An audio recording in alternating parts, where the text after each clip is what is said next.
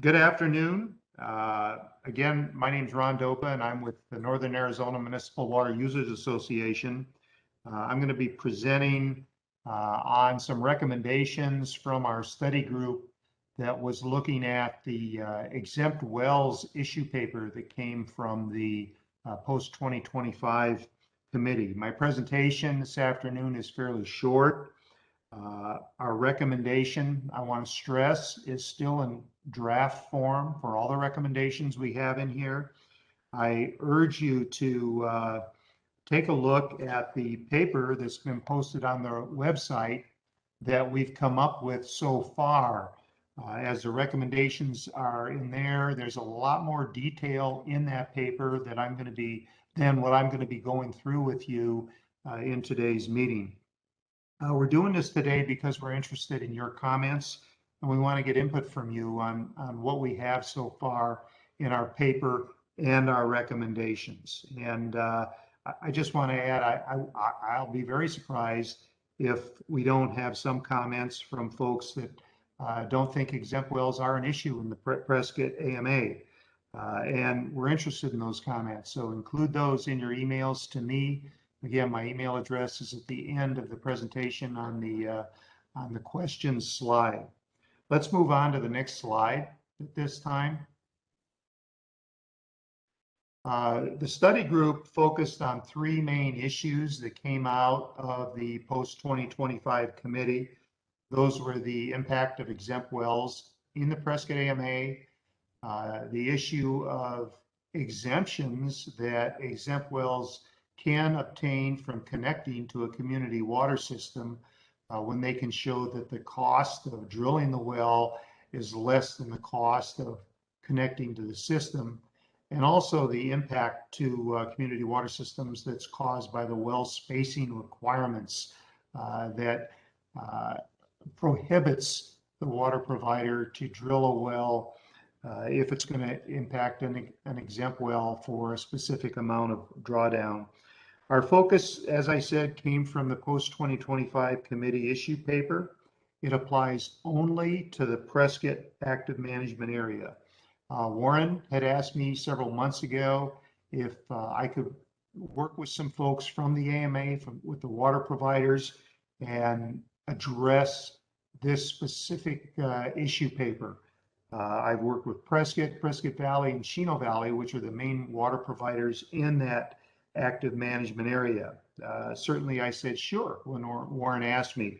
And I said, yeah, probably be easy, right? Well, it's not easy when you take a close look at it, and there's not an easy solution to it. So let's move on to the next slide. We had the city of Prescott Valley, and Chino Valley working with us. I want to give a special thanks to Leslie Grazer from the city of Prescott, John Munderloh from Prescott Valley, and Mark Holmes from Chino Valley. We held numerous Zoom meetings over the past months. We also reached out to other stakeholders. We reached out to the Department of Real Estate to try and get their input with this study group. We reached out to Yavapai County. I even spoke with a local well driller that drills a lot of the wells in the Prescott AMA, who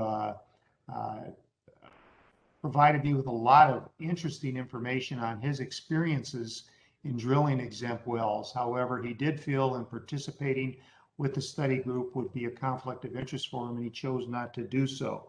Also spoke with an ex-Yavapai County supervisor that had strong water interests. Unfortunately, we just couldn't bring all of those folks to the table with us. In a nutshell, their response was good luck in trying to come up with a recommendation to address this particular issue of exempt wells in the AMA. Let's move on to the next slide.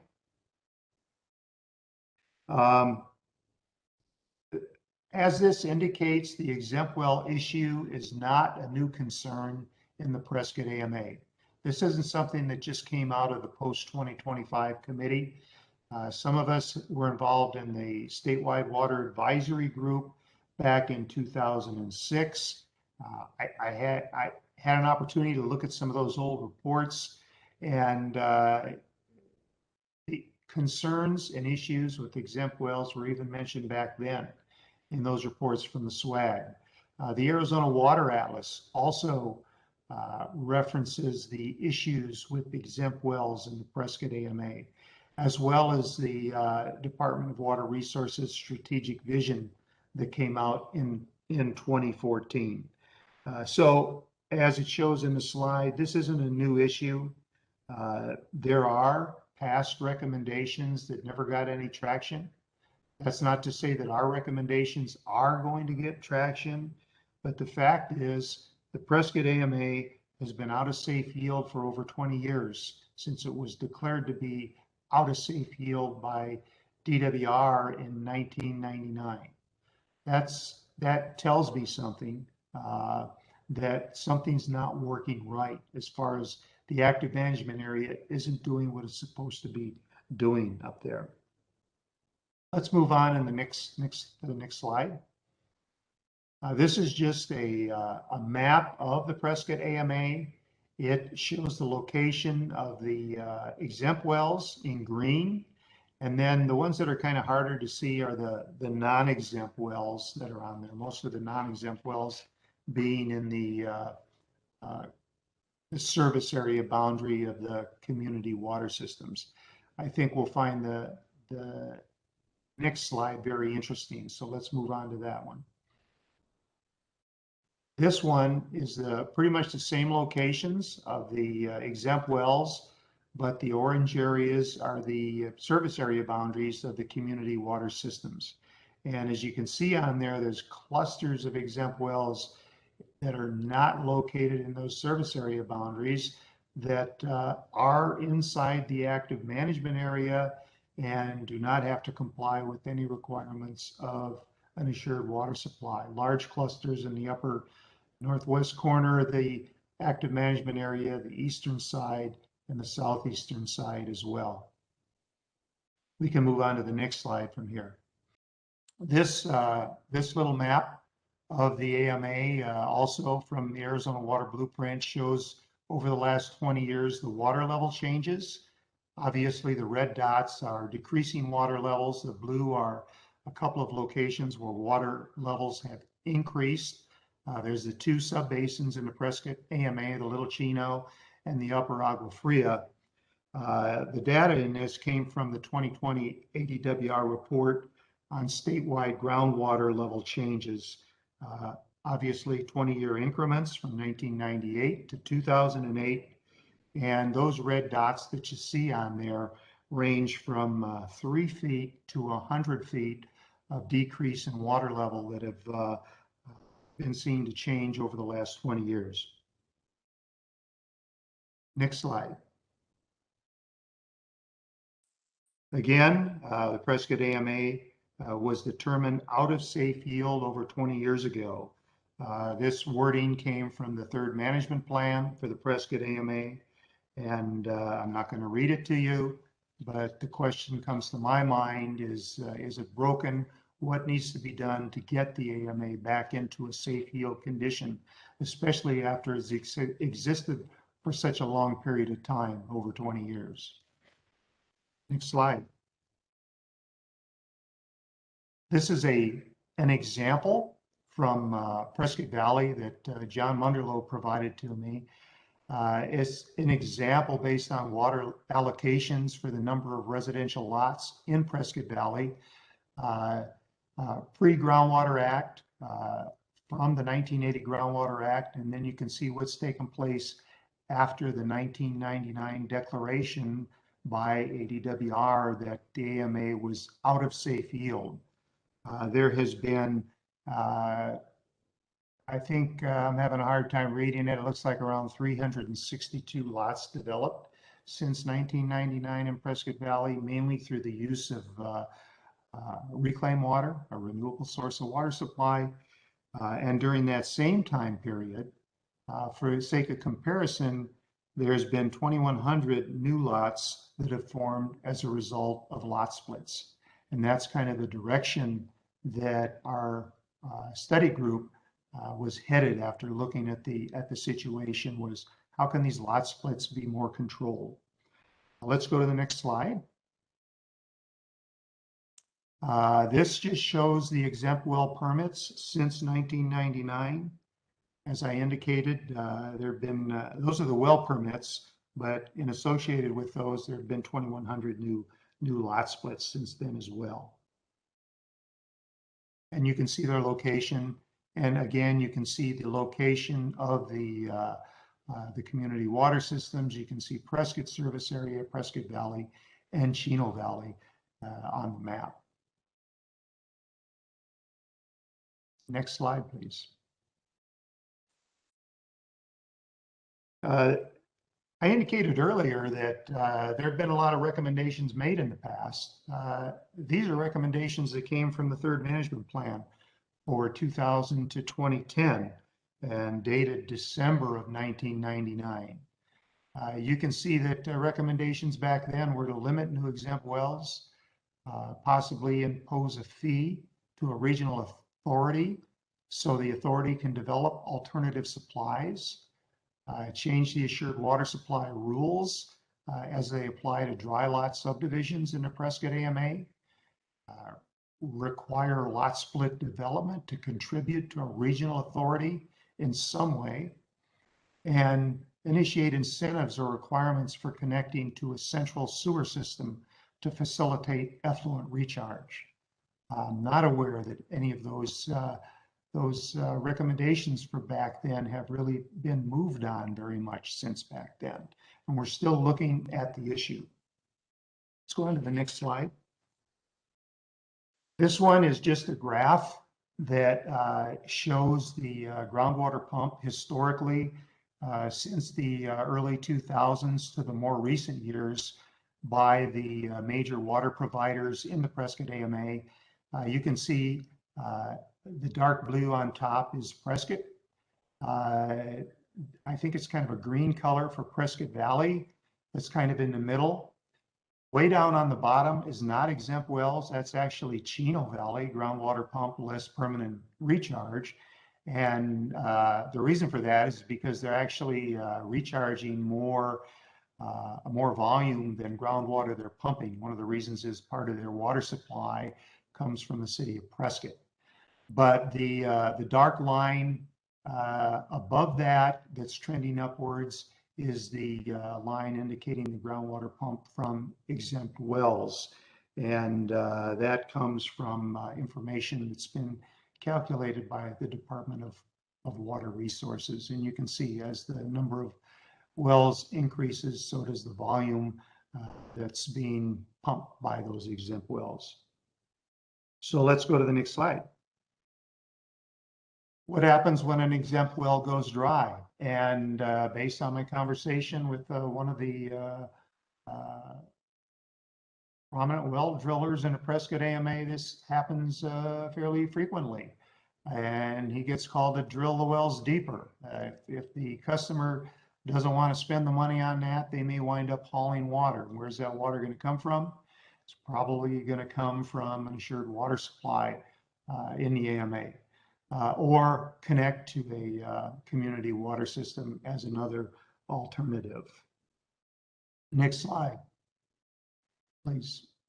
So that gets us to our recommendations that the group came up with. As I indicated, we looked at 3 issues that were identified in the initial issue paper from the 2025 committee.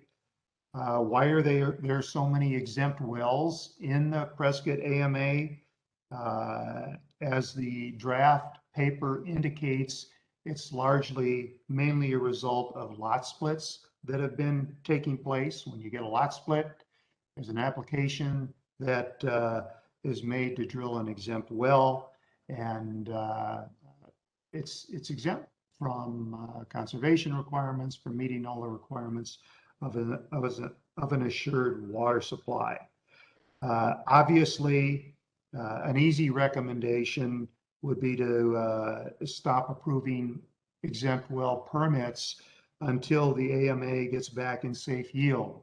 Well, that's probably not likely to happen, and that's not the recommendation that this group wanted to make, to to ban exempt wells or to completely ban lot splits as well. We think it's very important for the Department of Real Estate to be engaged with the discussion about what's going on and the impact that these lot splits are having on the proliferation of exempt wells. So the recommendation for lot splits and dry lot subdivisions is to engage with the Department of Real Estate. They're going to have to be involved in it to require lot splits and dry lot subdivisions in the Prescott AMA to follow the same assured water supply rules as other subdivisions. How can that be done? It's not going to be easy. Overall, there's going to have to be less reliance on groundwater pumping in the AMA. More use of renewable supplies, more use of effluent, more conservation, and possibly importing water supplies. Not an easy task, but it's going to take more discussion to come up with the solution, and we've got to get the right people at the table in addition to the other stakeholders in that AMA. Let's go on to the next item that was addressed in the next slide. ARS 45454C prohibits drilling exempt wells if they're within 100 feet of a water distribution system. And this is unless the cost, there's an exemption, unless the cost to connect exceeds the capital cost for drilling and equipping the exempt well. And based on the experience that Prescott and Prescott Valley are having in Chino Valley, this doesn't seem to be too hard to show. It costs money to connect to a community water system. And on a number of occasions, this can be, that cost can come in lower on an estimate from a well driller. It can be provided to the Department of Water Resources, and the exempt well gets approved. Our recommendation regarding this particular issue is to require all new wells within a municipal or private water company service area in the Prescott AMA. And again, I want to emphasize our recommendations are just in the Prescott AMA to meet assured water supply requirements. Let's go on to the last item that we addressed in the next slide. And this has to do with the rules 1215-1303B that talks about well spacing requirements. This has to do with where a municipal provider can site a recovery well if withdrawals from that well can cause a 10 feet of additional drawdown during the first 5 years of a neighboring well. There's been a number of instances where this is costing a considerable amount of extra dollars to water providers to where they can site their recovery wells. Now, I want to add that the management plan for this AMA also addresses an annual decline of 4 feet or greater. If that's shown, they can't site a recovery well there. This is an example of protections that are provided to exempt wells that do not apply to the assured water supply provider. The recommendation that we have in this case is to provide an exemption for municipal providers in the Prescott AMA from the requirement of not causing additional drawdown of new service area wells where those exempt well owners have the ability to connect to the existing service provider water system, but choose not to do so. So that gets us through our recommendations. As I indicated, I didn't think it would take me too long to go through this. Let's go to the next slide. It kind of summarizes, as I'll summarize, that the Prescott AMA was formed as the other AMAs were formed for consumer protection. And it's not hard to say that this is just not working in the Prescott AMA based on the significant groundwater withdrawals that we're seeing and the fact that it's been unable to be in safe yield for such a long period of time. So that kind of completes my presentation. I know that, I've got our experts from Prescott and Prescott Valley and Chino Valley in the meeting with us as well. If anybody has any questions, I may want to bounce some of those off of Leslie or John or Mark out there. So that completes my presentation. So thank you, Ron. During your presentation, I was using the chat. I want to thank everyone. Now, kind of want to do a combo. If there's some clarifying questions, and I see Gary Beverly had typed in a need to comment. So Gary, if you want to unmute yourself, and as well others, if you want to start either clarifying questions, or we can start the discussion about the recommendations from the group, and we will go from there. So Gary, are you ready to speak? I am. So I read the draft on this and made a lot of comments, much more than I can go through here. Let me just say that many of the justifications in this document are cherry picked and not good data, are complete misstatements that misrepresent the situation in the AMA. And I don't think I can go through all of that here. The Citizens Water Advocacy Group, of which I'm the president, submitted comments on the original issue brief, and that was in mid-June of 2020. I sent those in to Z.B. Richards at arizonawater.org and .gov, and never received any comment or acknowledgement on those comments. So I'm wondering, I think I want to submit written comments on this whole thing because my comments are extensive. And how can I have some faith or confidence that these will be honored? I'm dismayed to hear that this study group met with the municipal providers and some random well drillers without talking to CWAG, especially after our original comments. So I strongly object to that. And I would like to be involved in the next meeting on this to see that this works out right. Oddly enough, I don't have such strong disagreements with your recommendations, except I have 8 of them here I think that should be stronger. But the justifications for them that you mentioned in this paper are wrong. Let me just give a couple here quickly. This seems to put the blame for a lack of safe yield on exempt wells. So by ADWR's own data, exempt wells are about 11% of the groundwater pumping in the AMA, yet they serve 20% of the population. So it sounds to me like exempt wells are actually less of an impact than the municipal pumpers, who actually pump about 75% of the total groundwater pumped. How can you go in a document and say that or imply that exempt wells are preventing us from reaching safe yield when they're doing such a small percentage of the pumping?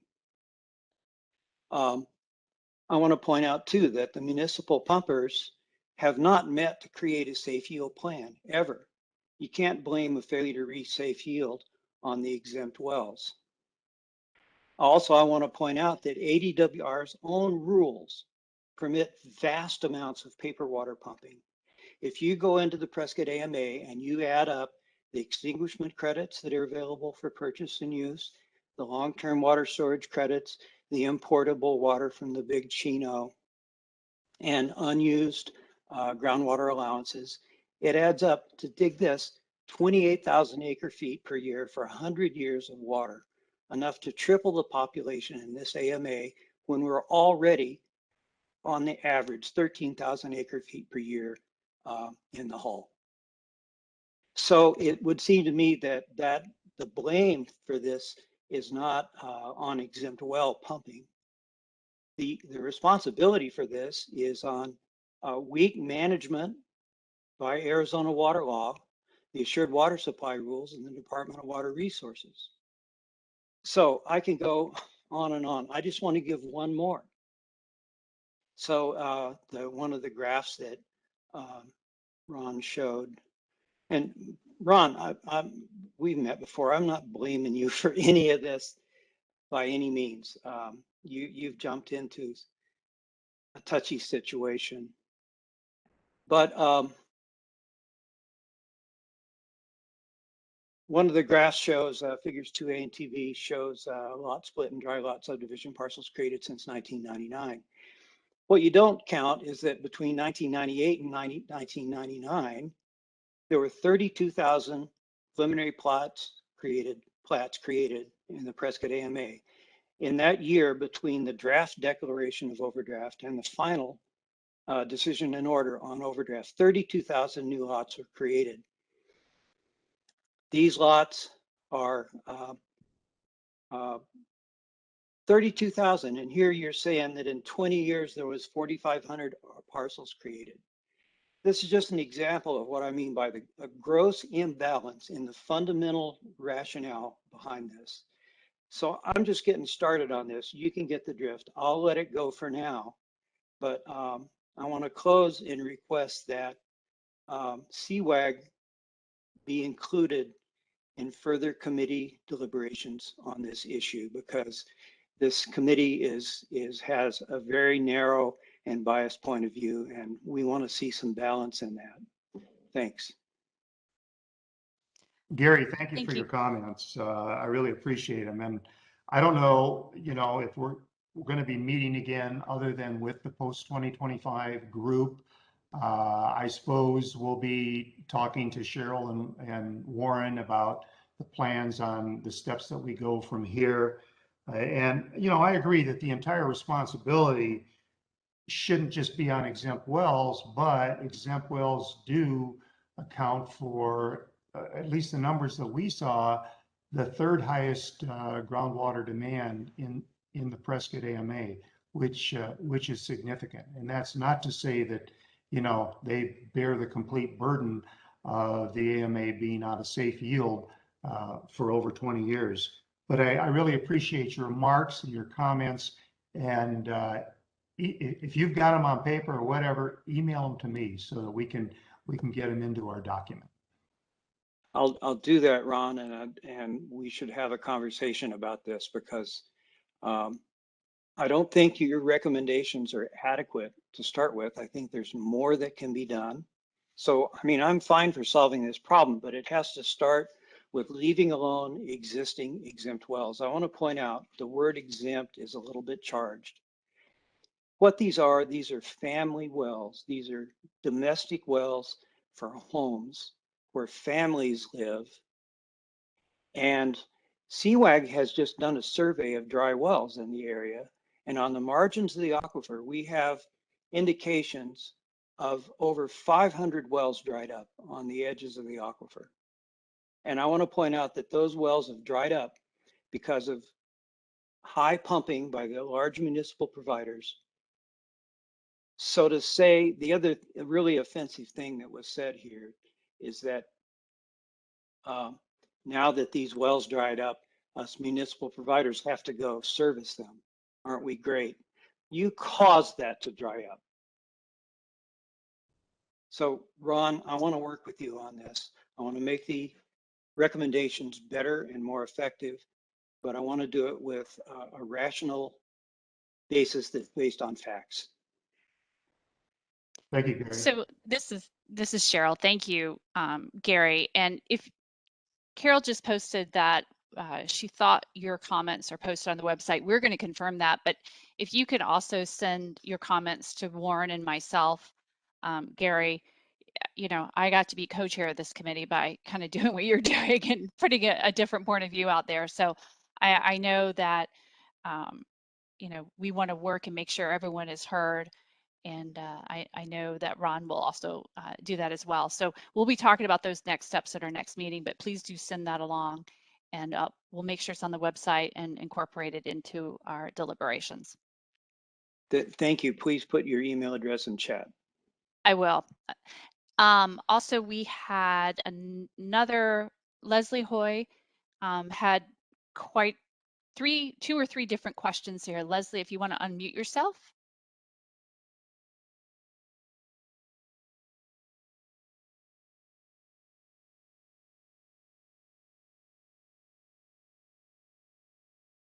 her. I don't think Leslie, she unmuted herself. yeah. So Leslie, and now Ron, I don't know if you and your committee want to, I'll read the questions. She says, with regard to the final recommendation in the document, and DWR, if we can go to that page, I think would be helpful. How does this get the AMA to safe yield? That's the first question. How will you compensate the exempt well owners for their investments in their wells? Well, I think this recommendation has to do with the well spacing requirements and the fact that it's an example of protections that are provided to exempt wells that are not provided to the water providers by restricting the locations where these non-exempt wells can be drilled if they're going to have an impact to additional drawdown to the exempt wells. And basically, it's what we're saying in this is that the water provider should be able to drill a well for the purposes of recovery if it's going to, if it's going to impact a nearby exempt well, though that well owner can be, as long as they're given an opportunity to connect to the public water system, the community water system, it shouldn't restrict the ability of the municipal provider to drill that recovery well. So I think the question is, what does this have to do with the ability of the Prescott AMA to get back into safe yield? It's just, I don't know that this isn't going to probably get it back into safe yield, but it certainly has an impact on the operation of the water provider, and it's an example of an inequity between the exempt wells and the community water system. I don't know, John, do you want to add any more to that, or Leslie?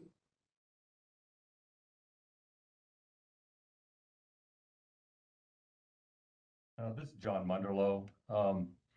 Yeah, I think the important thing to talk about here is that we were instructed to look at this particular element of the AMA water issues and reaching safe yield. Never purported to say that this is the safe yield problem in the Prescott AMA or any AMA. Governor's Water Augmentation Committee is looking at many of these issues throughout the state in all the AMAs. So there is a bigger study committee looking at the bigger issues.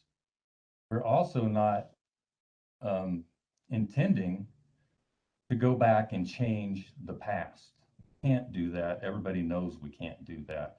We understand there have been issuances of certificates of assured water supply that exceed our safe yield volumes.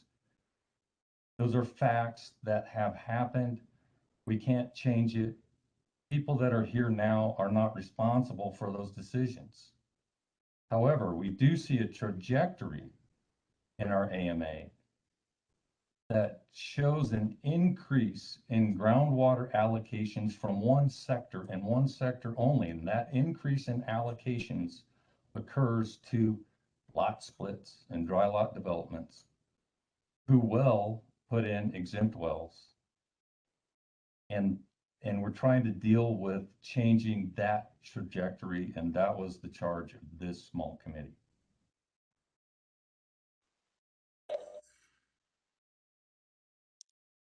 Anyone else on Ron's committee that wants to comment? This is Leslie Grazer with the City of Prescott. Thank you. Oh, can you hear? Yes. For the sake of time, I think John pulled out those high points that were really important. I think really the committee wants to hear more of the questions or have them read so that we can gain more information from those online with us today. And then we can, wrap back around pending that. So I don't want to use up time digging too much on this. Let's see if we can answer more questions or get more feedback from the group, please. Thank you. Wonderful. This is Mark. That's great. Go ahead. Hi, this is Mark on the committee. I had one comment. We investigated this, the issue paper. We looked at the origin of why and when the exempt well was created. And when we looked at that, these were kind of anticipated to be the outlier events from a landowner that would have the need for an exempt well because they were too far away from a water provider. Where today, I think we're noticing a significant paradigm shift from what used to be originally outlier becoming the status quo. So I just wanted to add that if you look at the creation of the exempt well, the description of why it was created and where we are today, there's a huge difference in those two things. And I think that's just behind what's kind of, the impetus for, us being concerned, as Ron mentioned, the trajectory. So just wanted to place that out there. Thank you, Mark. Next, I'm going to go to Bass. He's had his hand raised, and then after Bass, it'll be Kathy Ferris. So Bass, if you want to unmute yourself.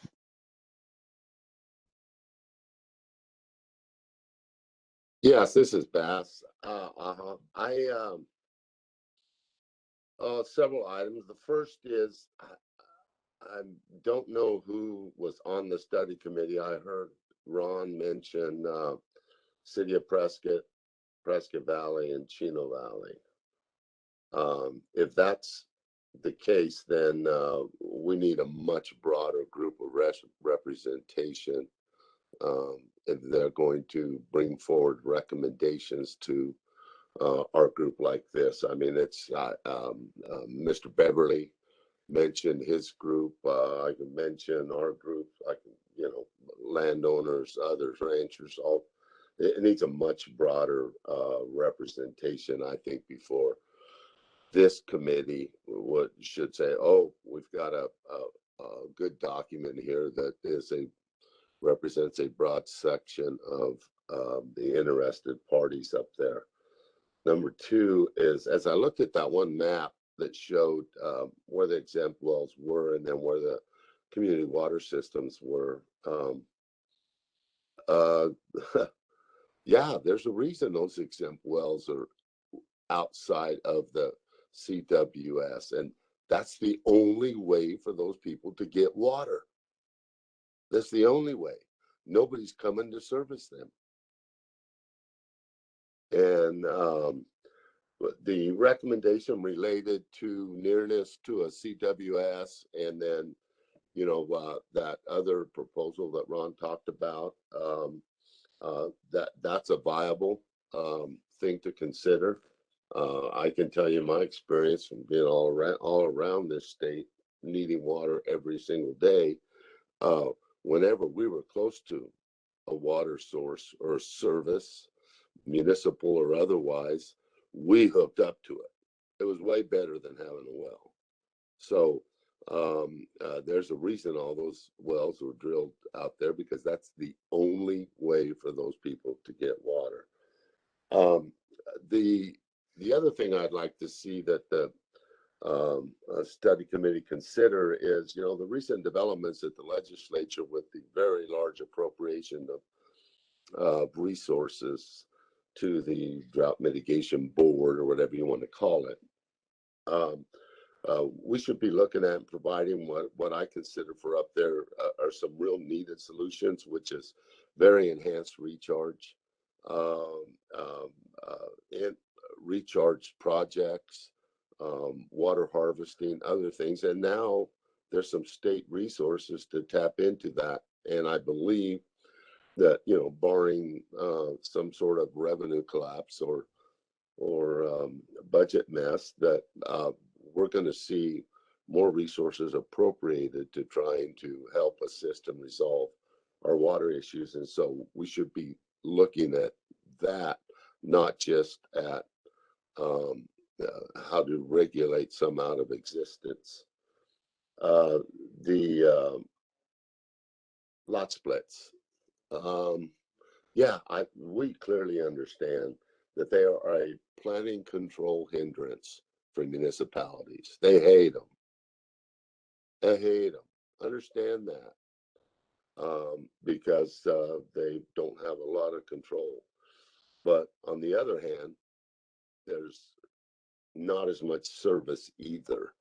So, but and there are some real investment-backed expectations questions related to such. I would just say that I think Ron was right about a couple things, and that's the controversial nature of these. But the one thing that is not is like a future long-term solution that includes bringing forth stuff to the state, to that drought mitigation board, to get some resources up in the area to enhance a whole number of items, whether that's retreatment and reuse, whether that's recharge, whether that's water harvesting. We need to also focus on that. And that's all I got. Thanks, Thank you, Bass. Bass. I think you make a good point regarding those resources for sure. And I think Prescott and Prescott Valley, and I know Chino Valley as well, they're aware of that. If you look at that graph that showed the groundwater demand less, what's permanently left in the aquifer, especially if you look at Prescott over the last few years, they've been doing some unique things with their renewable water resources, and that trend of that groundwater being pumped is going down. And again, thank you for your comments. Kathy Ferris, if you want to unmute yourself, because I know your questions, and then Eric Braun has some similar ones. But Kathy, if you want to go first, dealing with the second recommendation. Sure. Thank you. And I do thank you, Ron, and your committee for tackling this difficult subject. I have a question about that second recommendation. I don't understand how a well meets assured water supply requirements. And so maybe this is a shorthand way of saying something that I don't get, but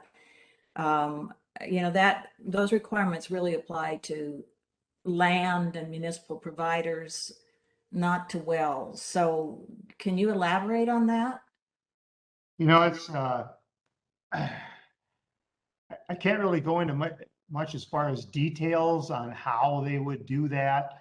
The problem has to do with, and again, this has to do with the wells within 100 feet of, Right. Of a distribution system, and where the property owner can go out and get a cost estimate from a well driller that undercuts the cost of connecting to the distribution system and can get an exemption from that. Basically, all the requirements, the option is going to be there for that individual to connect to the distribution system if they're within 100 feet of the distribution system. And that's most likely the best direction for them to go, rather than try and show that they're going to meet assured water supply requirements, which is going to be extremely expensive for a private property owner with an exempt well to do. So I guess the intent with that recommendation is more to provide an incentive for the property owner to connect to the community water system than anything else.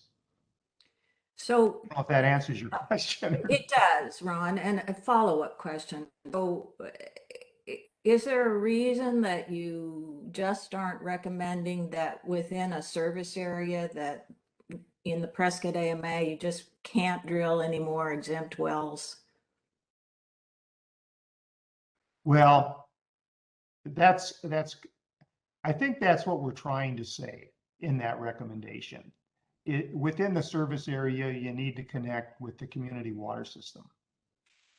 Okay. All right, thanks. It could probably be worded better. Okay, thank you. This is John Munderloh. Could I add Eric? something quickly? Go ahead, John.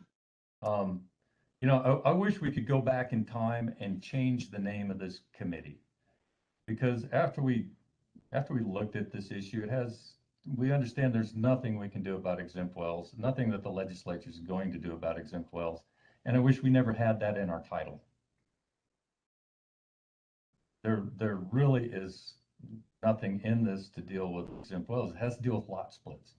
And the idea that once a lot is created in Arizona law, you have a right to develop water for that lot. Exempt wells through hookups, through some method. And it's managing the creation of new lots. That's what the Assured Water Supply Program was about. But for some reason, somebody maybe understands this, there's a magic line drawn. And if you're going to create 6 new lots at one time, you have to do all these things with the Assured Water Supply Program. But if you magically only create 5 lots or less, you don't.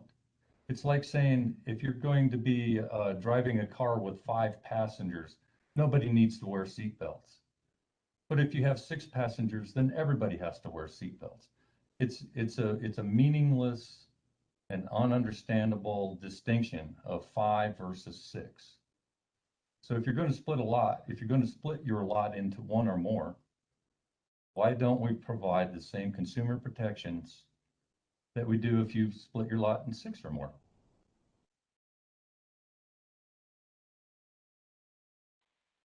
Thank you, John. I'm going to go to Spencer since what you just said, and then back to Eric. So Spencer, if you want to unmute yourself. Yeah, thanks, Cheryl, and thanks, Ron, for kind of presenting this information to the group. Just, I represent the Home Builders Association Central Arizona, and just, for the record, we don't engage in development of lot splits. We obviously follow the subdivision laws and the Assured Water Supply Program within the AMAs, and I just want to make that clear to everybody. But having said that, I do have some concerns with your recommendations. We have talked about this issue in the kind of non-AMA committee, and similar recommendations ultimately were voted down in that committee. And so I know we're talking about the AMA here, but I think these need to be looked at, and scrutinized and obviously shared with a variety of stakeholders. I agreed with Gary's point on looking into unreplenished groundwater use. I think that is a big issue in the Prescott AMA, and I think you're not going to make a dent in safe yield until you deal with that, like we do down here. So I just wanted to say that. And then lastly, my only other comment is your first recommendation as it relates to DRE. They don't have the statutory authority to require basically exempt development from the Assured Water Supply to be required to go through that. That would require a law change. I just wanted to clarify that too. That's based on my knowledge. And DRE doesn't have the authority to stop lot splits that are legal. There are, of course, certainly a number that are illegal, and they do recommend those for enforcement, but they can't require the Assured Water Supply program on that type of development. And so, and then, just a quick note, John, your final comment about why we don't require a subdivision of 1 lot or more, put everything under the Assured Water Supply. The reality is the political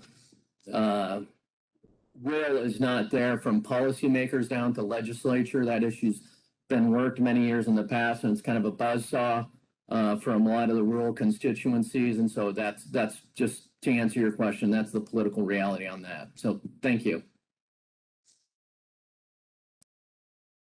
Thanks, Spencer. I appreciate your comments on the Department of Real Estate. I know I had some phone conversations with them, and they're aware of the fact that the Prescott AMA is not in safe yield. They have concerns about it, but they didn't. I was not successful at getting them involved in our discussion, and your comments may be the reason why they didn't want to get involved. Appreciate that. Thank you. Eric Braun, if you want to unmute yourself, I think some of your questions are still valid. Well, thanks. I was trying to understand kind of the mechanism of how an exempt well would follow the assured water supply rules. And I think based on what John and Ron have kind of said, that maybe that wasn't exactly their goal. It was more of to make sure that those wells are drilled within by a water provider that does meet the assured water supply requirements. I think that been satisfied for the most part. Okay, thank you. And scrolling through here, there's several other just comments on comments if people are looking in the chat in terms of legislative will and so forth. So this kind of goes back to our meeting, which we're going to have at the end of the month. We're going to be talking about those issues in terms of legislative will and in terms of what's going to be consensus from our group, meaning the full post 2025 committee, and what's going to move forward to the governor's water augmentation council. So those are going to be the core of what we're going to talk about on how we come to agree on items. Doug Dunham, if you want to unmute yourself.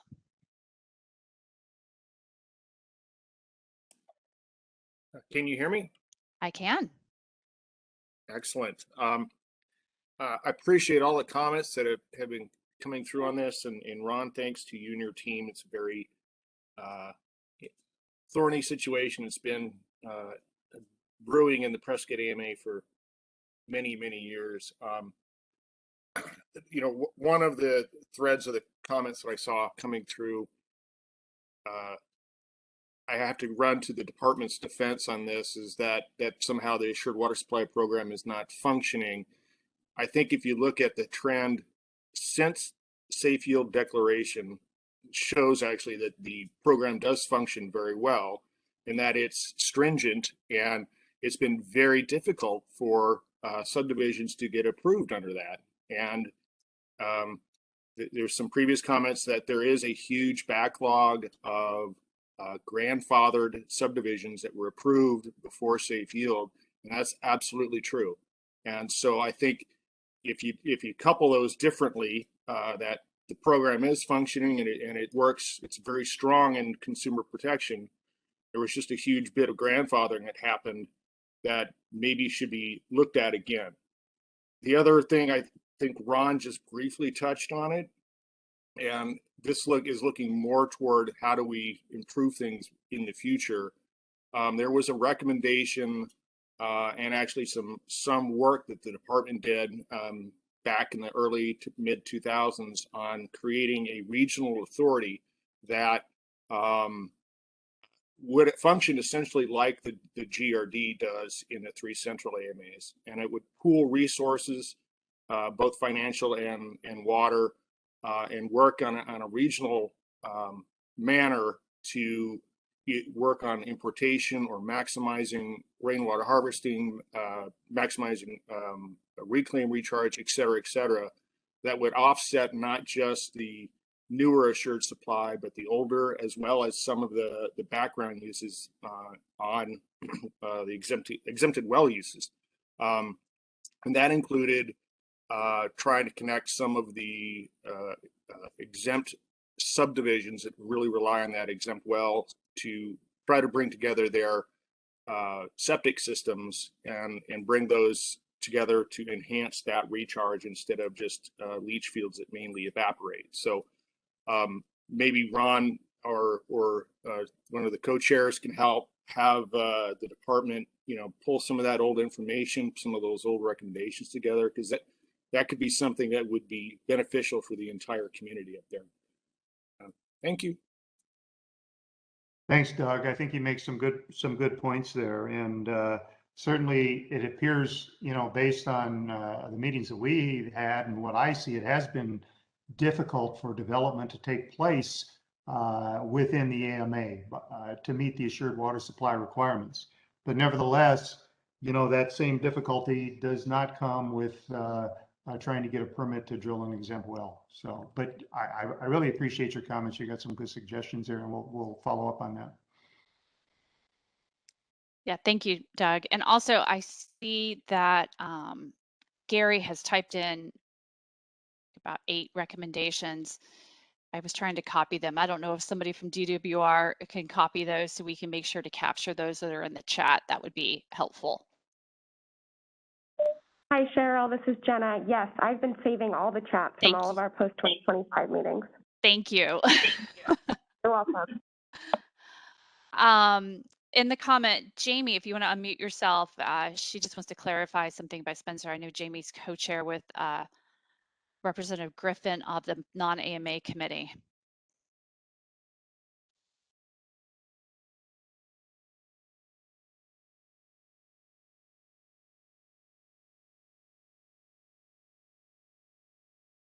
I'll just read it.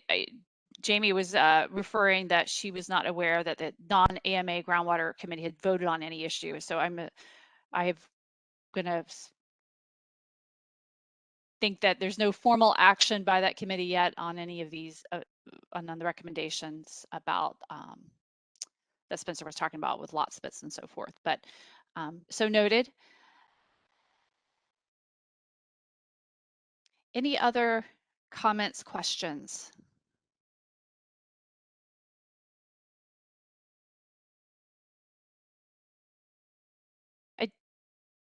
I do appreciate everyone's comments, again, from all of these meetings in terms of trying to find balance.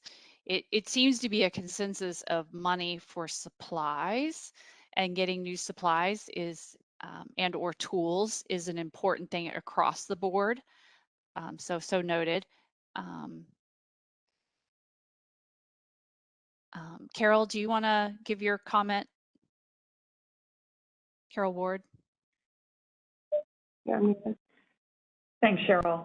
Just wanted to make a very brief comment that I know unreplenished pumping is one of the issues that has been examined by this committee, and some proposals have been put forward already for how we might begin to address that issue.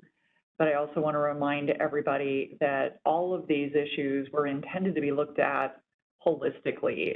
We recognize that this isn't just one singular issue that has led us to this challenge, that there are many issues and they are interconnected and need to be all considered together. And I want to add too, since I have the microphone, I really appreciate everybody's comments in this meeting.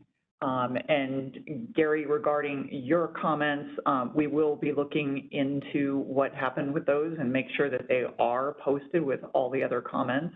That certainly was the intention. So, thank you. Thank you, Carol. Thank you. And then we have additional comments Leslie Hoy had made, and we're capturing all of these and building upon what Carol said. The main thing we're going to be looking for as a committee moving forward are those overlap issues. So like I mentioned, funding, and as Carol just said, those are going to be the things we're going to bring forward for us to discuss first at our next meeting.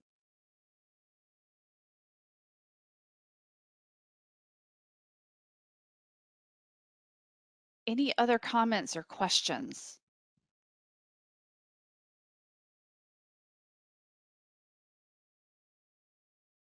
Ron, do you have any final words, or your committee members? Sure. Thanks, Cheryl. I just want to thank everybody for their input and their comments. That's why we're doing this presentation today, to share with you the things that we've been discussing, to share some potential recommendations. I really appreciate some of these things that I'm seeing in the chat as far as recommendations that we can discuss.